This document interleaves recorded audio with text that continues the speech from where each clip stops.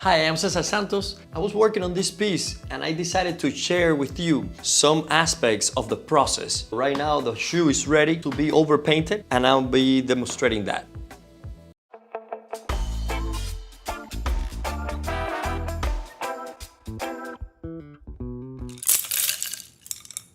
I'm working on the first painting stage at this moment. I have done the whole figures in the first painting stage. Normally I do the flesh in 3 layers, the dead coloring, the first painting, and then the second painting, which is more refining, toning, and finishing. There are elements in the painting that I don't want to do the 3-layer process. I can just do 2. So for instance, in this case, I'll be painting the shoe to its finish. I'm gonna do a second painting stage, or maybe a mixture between first painting and second painting. And that's gonna be taking place over the dry surface. The palette that I've been using for the whole painting consists of 4 colors. First is the titanium white, yellow ochre, vermilion red, and ivory black. If I want a bluish hue, I can just mix the white with the black. That will give me a cool gray, similar to a blue color. Actually, in context, might read as blue in the painting. If I want green, I could put the yellow ochre with the ivory black and create that green. If you see a small amount of paint, all these colors are super strong. I made them with linseed oil, cold press, and just pigment. So I don't need a big amount to be able to cover an area in the process. This is a very balanced palette. It's also known as the Zorn palette. In Pliny's book from Greece, they had also mentioned these colors. So it's a very common palette. I went over the painting in the first painting stage. The shoe is still with the underpainting stage, and I'm just gonna take it to a finish. I wanted to share that with you guys. So let's paint. So the first thing I'm gonna do is that I'm gonna put a color that resembles that shadow color and basically cover it. I want it a little bit darker. It's always a good idea to leave the colors a little lighter than they're supposed to be, so in the other layers you darken it appropriately. If you do it too dark at the beginning, then you have to light it up, and that might create a problem in time as paint gets darker as time passes. So I'll be paying attention to color, values, edges, and form. So as I paint, that's what my mind is thinking.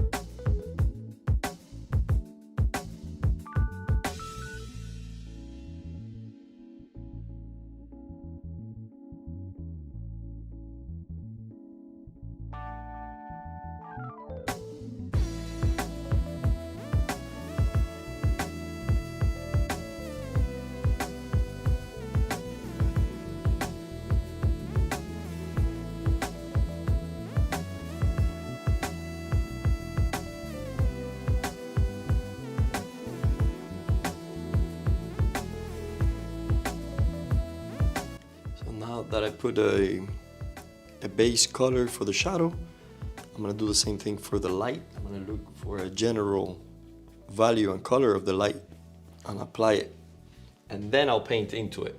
It's a good idea to paint wet on wet because the color tends to blend and move more easily.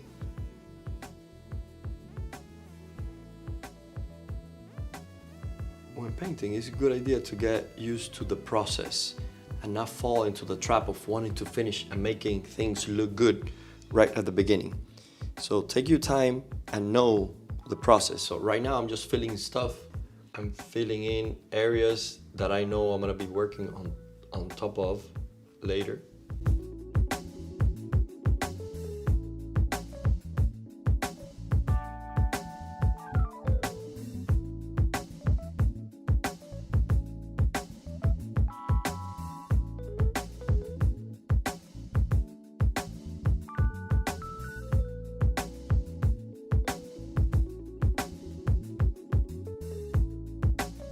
I've simplified this into two shapes, mainly. The shoelace, I'm leaving there. I have two values, but then I simplify it even more and say, okay, I'm gonna look for a third value.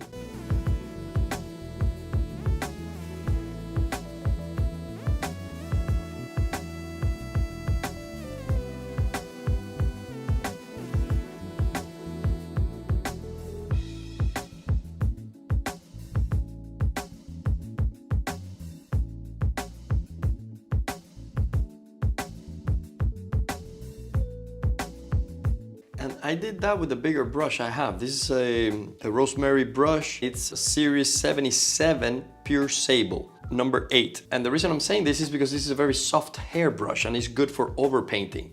I wouldn't use this for the underpainting layers because I'll be abusing the brush, and this is a nice brush, subtle, to do this. I can move on to another smaller brush and do smaller information. So as I work, I create smaller and smaller information until the whole shape is described.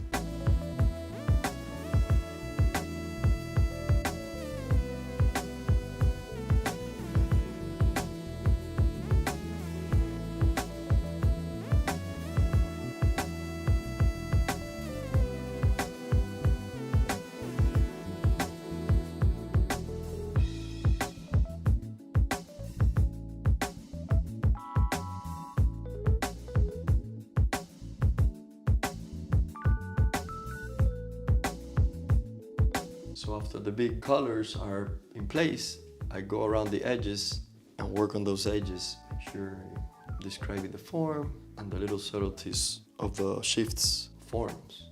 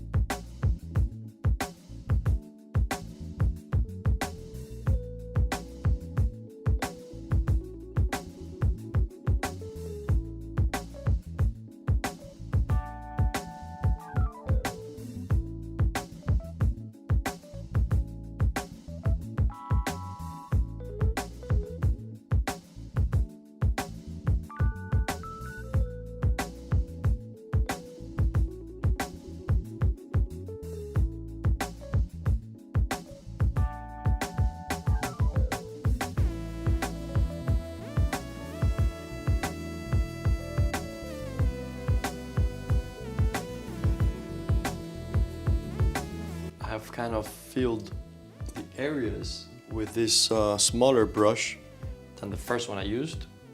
And I can go even a step further and get a smaller brush. So I went from an 8 to a 4. Now I can go to a 2. I decide on each painting how far to take each element as the painting asks me for it, as I feel that it needs more attention here and there, and that's what I decide what areas will be more finished and which areas will stay at the sketch level.